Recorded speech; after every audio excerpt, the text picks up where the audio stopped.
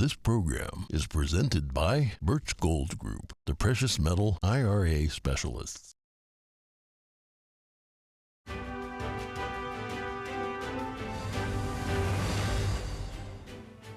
Good morning. The latest in today's headlines. The latest on the Louisville, Kentucky bank shooting. Police release body cam footage of the shootout and the moment the suspect is taken down. U.S. Defense Secretary Lloyd Austin promises action on the leak of classified documents. The secretary says the Department of Justice is conducting a criminal investigation. In Canada, the entire board of directors from the Trudeau Foundation resigns. It's in connection to a large donation from a Chinese businessman. Find out what Prime Minister Justin Trudeau has to say about it. We're bringing you some last-minute tips on filing your taxes, learn the best practices to maximize deductions, and how best to go about asking for a filing extension. And an inspiring story about an 8-year-old cheerleader in Florida. Find out how she single-handedly won over judges in a competition.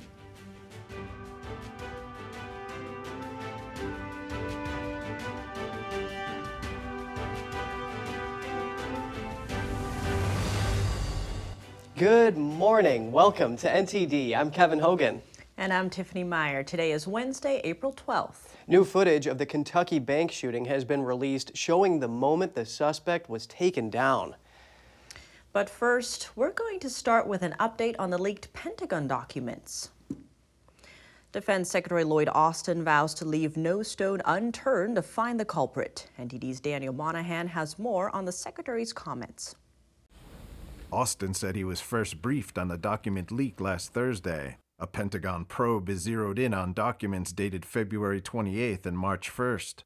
And we've referred the matter to the Department of Justice, which has opened a criminal investigation. Austin remarked that the U.S. takes the leak very seriously and will continue to work closely with allies and partners. And nothing will ever stop us from keeping America secure. The documents allegedly relate to U.S. intelligence and information surrounding Russia, Ukraine, Israel, and South Korea, especially information related to the Russia-Ukraine war, specifically Ukraine's military capabilities and shortcomings. One document reportedly mentions the small number of Western Special Forces troops in the country. Austin says that he has every confidence the Ukraine leadership will do what great leaders do and continue to fight the enemy and not be driven by a specific plan. They have much of the capability that they need to continue to be successful. The documents labeled secret and top secret first appeared on social media sites in March. Daniel Monahan, NTD News. Secretary Austin also discussed the Indo-Pacific at a press conference. Chinese warplanes and Navy ships were still in the waters around Taiwan after 3 days of war games ended. Meanwhile, the U.S. and the Philippines have agreed to complete a roadmap for security assistance for the next 5 to 10 years. The countries discussed delivery of priority defense platforms. Those include radars, drones, military transport aircraft, as well as coastal and air defense systems. Experts say the United States sees the Philippines as a possible location for rockets, missiles, and artillery systems. Those would be used to counter a Chinese amphibious invasion of Taiwan. CIA Director William Burns shared his outlook on Russia and what he thinks President Putin's goals could be. He warned that Russia could become an economic colony of China as its isolation from the West deepens. Here's Burns yesterday. Russia is becoming more and more dependent on China, and in some respects runs the risk of becoming an economic colony of China over time, dependent for export of energy resources and raw materials in that direction as well. That all adds up, in my view, to a huge own goal for Putin's Russia right now. Burns was speaking at Rice University in Houston. He also addressed the leak of highly classified Pentagon documents and says it's an urgent problem for the U.S. Burns mentioned the Pentagon and Justice Department investigation is intense and ongoing, but declined to comment further. Now on to some financial discussion. Is the U.S. dollar at risk of losing its status as the default currency in international trade? Word of a so-called de-dollarization is starting to spread. One signal is a deal China and Brazil came to last week. The two countries agreed to ditch the dollar as a mediator and trade in each other's currencies directly instead. China has a similar deal with Russia, and the list of countries looking to step back from the greenback is growing. Let's find out more about this phenomenon of de-dollarization and how it affects the American people. We're joined live by senior economics columnist for the Epoch Times, Jeffrey Tucker. He's also an author and the founder and president of the Brownstone Institute. Jeffrey, thank you for making the time this morning. It's such a pleasure to be here. Thank you. Is de-dollarization really happening? And if so, when will we feel the effects of it? We're starting to see it. Now, there are two features of this. One is the value of the dollar in terms of domestic goods and services, and really goods and services around the world. And it has lost 15 cents of value just over the last 2.5 years. Now, that's what's just called inflation. In fact, about an hour and a half, we're going to get the latest data. And I think we're going to find out it's not transitory. That's a direct consequence of Fed mismanagement. The other feature that you're talking about is de-dollarization around the world. That means the value of the dollar in terms of other currencies around the world. The U.S. has had dominance in this realm since 1944, and that's permitted the U.S. to have a great deal of policy power around the world and always count on a market for its debt. If these so-called BRICS countries are going to start marginalizing the dollar, that's going to change the domestic equation in terms of policy a lot. It's not going to change inflation domestically, but it will impact the status of U.S. debt around the world, which could really restrain the Federal Reserve. A lot of moving parts here, the Fed, inflation. Now, how have U.S. sanctions on Russia affected the dominance of the U.S. dollar in global markets? I think actually that history will record that was the turning point for the dollar. Since 1944, the dollar has been dominant. Even after the end of the gold standard in 1971, the dollar's been dominant except as a paper currency. That has really changed with the attack on Russia and the sanctions, because a lot of those assets that were confiscated by the U.S. just arbitrarily were denominated, of course, in dollars. Now, if the U.S. puts its political might behind other people's willingness to hold its currency and bludgeons them and attacks them and criticizes their own policies and actually confiscates assets, then that just discourages people from holding the dollars. So suddenly you have a situation where all these very powerful, important countries are saying, we need to do something about this. Let's dump the dollar. We've got to move on to something else. They can do it, and it's starting to happen. That discouragement is pretty concerning. Now, how would the U.S. dollar, how would de-dollarization affect Americans in terms of a potential recession? Well, I think that the impact domestically is not going to be as pronounced as people might think. The big thing that we have to worry about domestically is domestic de-dollarization, namely inflation. That is really, it's sticky, it's with us, it's not going anywhere. The Fed hasn't been able to reverse it. Now, de-dollarization will affect us as we travel internationally. That right now the dollar is basically gold anywhere you travel in the U.S. We all know this, and it's kind of a luxury. That will definitely come to an end. It's also going to seriously hurt international business that's domiciled in the U.S. The dollar is just not going to be king. Now, this isn't going to happen tomorrow, next year, or even the next 5 years. But looking at the long-term trajectory, I think we are at a turning point. Well, thank you for helping us make sense of this really complex issue. Jeffrey Tucker, president and founder of the Brownstone Institute. Really great to have your analysis. It's my pleasure. Thank you. And over in Canada, a donation from a Chinese businessman from 7 years ago is shaking up the Trudeau Foundation. The entire board of directors is jumping ship. Here are the details. In a statement on Tuesday, the Pierre Elliott Trudeau Foundation announced that its entire board of directors, including the president and CEO, has resigned. This comes as the foundation faces growing scrutiny over a Chinese donation made in 2016. The Globe and Mail first reported in February this year that the Trudeau Foundation received a $200,000 donation from a Chinese businessman. The billionaire was found to have ties with the Chinese communist regime, and the donation was allegedly meant to influence Prime Minister Justin Trudeau's government. In a statement announcing the resignation, the Trudeau Foundation said the political climate surrounding a donation received by the foundation in 2016 has put a great deal of pressure on the foundation's management and volunteer board of directors. The board added, the circumstances created by the politicization of the foundation have made it impossible to continue with the status quo. Prime Minister Justin Trudeau says he has, in his words, no intersection with the foundation. Canadian lawmakers have been calling for investigations into allegations of Chinese interference in elections. The Trudeau Foundation said it would return the donation amid the recent controversy. The Trudeau Foundation was created in 2001 to promote research in the humanities. It was founded by friends and family of Justin Trudeau's late father, former Prime Minister Pierre Trudeau. 3 directors will remain in the foundation for the time being. Tensions are heating up between Manhattan District Attorney Alvin Bragg and House Republicans. Bragg is now suing Representative Jim Jordan. Jordan is chairman of the House Judiciary Committee. Bragg accuses Jordan of interfering in his case against former President Trump. He says Jordan is leading a campaign of intimidation. Jordan subpoenaed Mark Pomerantz last week. Pomerantz is a former prosecutor who worked for the Manhattan DA. He's been asked to testify on his role investigating Trump and the Trump Organization. Bragg's lawsuit seeks to block the subpoena. He says the subpoena is unconstitutional. He says it's an attempt to undermine his investigation and prosecution. A U.S. district judge set a hearing in the case for Wednesday next week. Jordan has until Monday to respond to Bragg's complaint. House Republicans set a field hearing in New York City on Bragg's policies next week. The lawmakers argue Trump is being prosecuted while violent crime is not.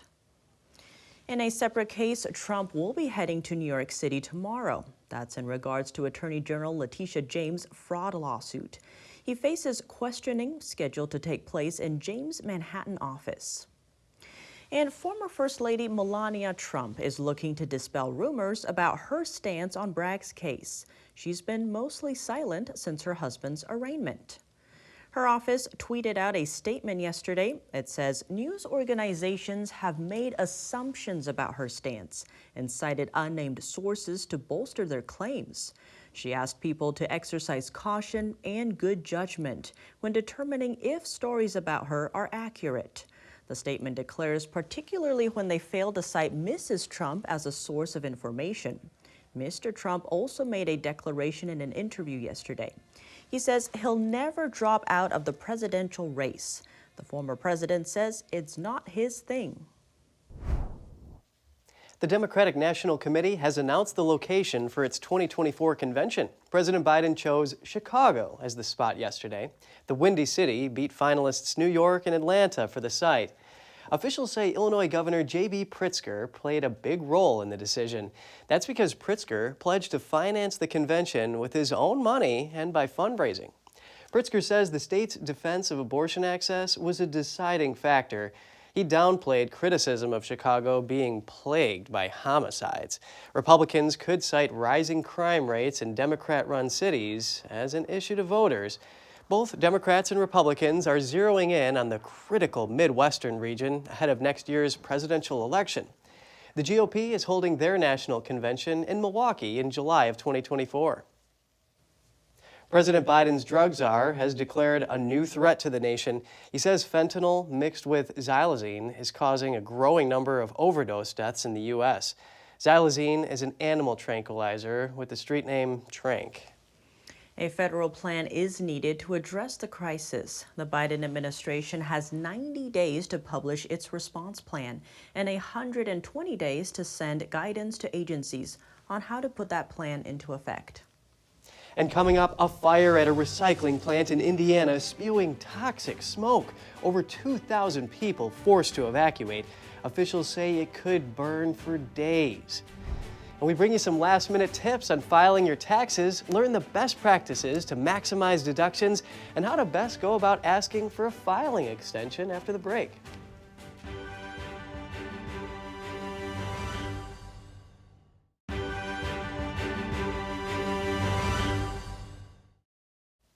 The latest on the Kentucky bank shooting. Louisville police released body cam footage yesterday.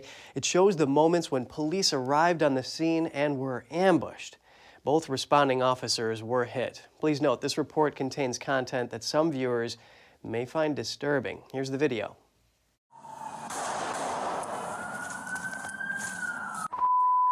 Shooter has an angle on that officer. We need to get up there. I don't know where he's at. The glass is blocking him. Louisville police just releasing this body camera footage. It fall backward and then down a set of concrete steps. Moments later, more shots are fired between him and the suspect. I think I got him down. I think he's down. Yank the lifter off now. Yank him down the stairs. That's when the gunman is killed. For people to react by staying there, staying in the fire, and going back inside the scene, keeping themselves in danger, that's superhuman. Police also releasing these two still pictures, one showing the suspect inside a bank hallway before the shooting, and one of him in the lobby area of the building where he waited for officers.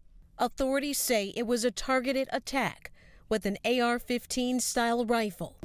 He's texted a friend, called a friend, left a voicemail. He's going to kill everyone at the bank, feeling suicidal. More than a dozen people were shot. Police say they have executed a search warrant on the gunman's home and determined he purchased the weapon just 6 days before the shooting. And a fire at a recycling plant in Indiana is spewing toxic smoke. Authorities have forced over 2,000 people to evacuate. Officials say the fire enrichment near the Ohio border could burn for days. An Indiana State Fire Marshal called the chemicals in the smoke concerning. Residents were warned not to touch any fire debris that may land on their property. Such debris could contain unknown chemicals. The blaze sent massive clouds of black smoke into the sky. The evacuation order applied to people living within a half-mile of the fire. People outside that radius who live downwind of the fire were advised to keep windows closed and pets inside. A wrongful death lawsuit has been filed in connection with a chocolate factory explosion in Pennsylvania. The lawsuit says the candy maker ignored warnings of a natural gas leak before the deadly blast late last month. The family of Judy Lopez Morin, a 55-year-old mother of 3, filed a lawsuit. It says workers smelled natural gas that day and notified R.M. Palmer Company, but the company did nothing in response. The lawsuit says the gas leak and explosion were foreseeable, predictable, and preventable. Authorities are still investigating the cause of the explosion. It leveled a building in the factory complex. 7 workers were killed and several others injured. R.M. Palmer has not yet commented on the lawsuit. The Biden administration on Tuesday released 2 options to prevent water shortages in the Colorado River Reservoir. The plans describe how 7 western states should cut their water use. One option would be more beneficial to California and some tribes along the river. The second option is likely to be more favorable to Nevada and Arizona. California gets the largest share of water from the Colorado River, while Arizona and Nevada also receive significant water supplies from the river.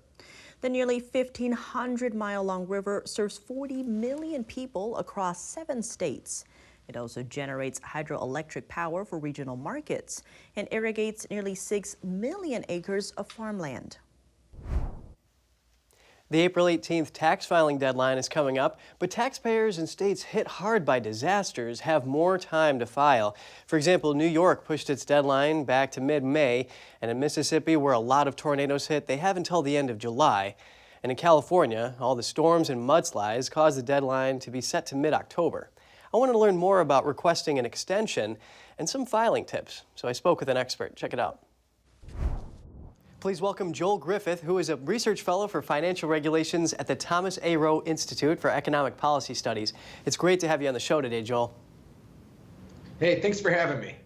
How does it work if one is asking for a filing extension? Does the payment deadline stay the same, but they have a bit more time to file the return itself?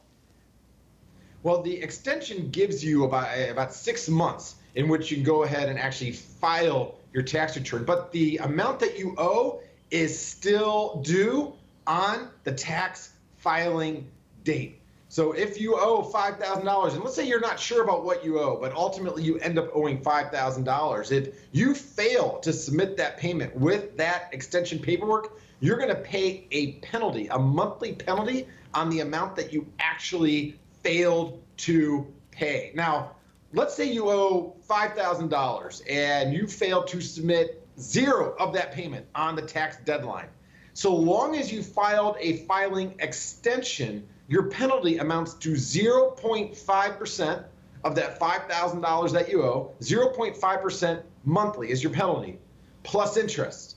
Now, that is a steep penalty, but it's far, far worse if you also fail to file the extension. If you fail to file the extension on that $5,000 that you ultimately owe, your penalty is 5% per month of what you owe. And that adds up very quickly. That can be up to a 25% penalty plus interest. So it's very important, even if you don't have all your paperwork together, it's very important to go ahead and file that extension and also submit a payment of what you think you're ultimately going to owe once you've finished filling out your tax forms. Ooh, no one wants to pay penalties, so good tips there. And what are some tips you have for taxpayers in general? They say it's a good idea to double-check info, take advantage of deductions, and keep records in case of an audit. But what would you say is the most important thing? Well, I think even if you're a middle income or upper income earner without a business, I think it's very helpful to actually utilize a service like TurboTax or a tax professional. You're going to save yourself hours of actual paperwork compiling. And you're also going to ensure that you're going to make fewer mistakes. And also, if you're using tax software such as TurboTax, you're going to have a better chance of maximizing the deductions and also realizing what deductions perhaps you should consider taking, such as maxing out your retirement contribution. So I think it's very, very important to utilize one of those services.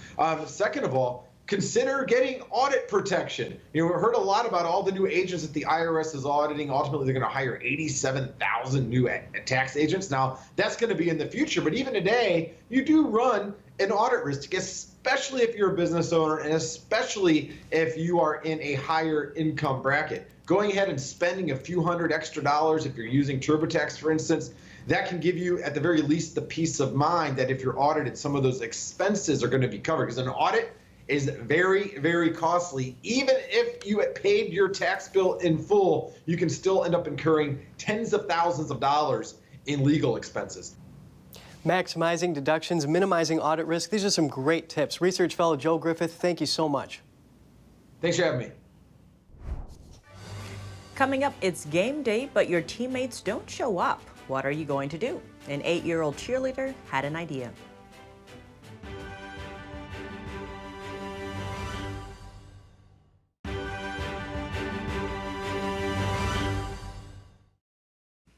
Welcome back. You and your teammates practiced hard and made it into the championship, but none of them showed up right before the competition. What would you do? Well, an 8-year-old cheerleader faced with the situation knew exactly what to do. Let's take a look. When 8-year-old Peyton Thorsby arrived at the Florida State Fairgrounds for the 6 a.m. call of the championships cheer competition, she was the only team member who showed up. Happened that day when I got there is really cold and dark. And very early when I got there, I was looking for my friends and then they weren't there. Peyton's coaches had the opportunity to forfeit, but Peyton heard a voice of encouragement to perform. Jesus told me in my little ear, you could do it, you go win it for your friends. If you don't have to do it, but you can if you like. Because he said you could do it by yourself or not, because your friends will still be happy. Despite feeling nervous, with her faith, Peyton performed the routine alone in front of a crowd of hundreds. Yeah, I was a really little tiny bit scared. The result shocked everyone. Peyton defeated the other teams. I won first place and I feel really happy I won that for my friends. Peyton's bravery and flawless performance won over the judges. Peyton's mom and coaches were proud of her accomplishment. I feel really happy I won it for my friends. Angela Moy, NTD News. I mean, gosh, that was so sweet and so touching. But I guess, we can say she's the real MVP here. Oh, yeah, that's true. And Tiff, there's no I in team. I suppose there is one in cheerleader, though. It is a good point. But that's all from us today on the program. We'd love to hear from you at goodmorning@ntd.com. So shoot us an email if you'd like. Thanks for watching. I'm Tiffany Meyer. And I'm Kevin Hogan.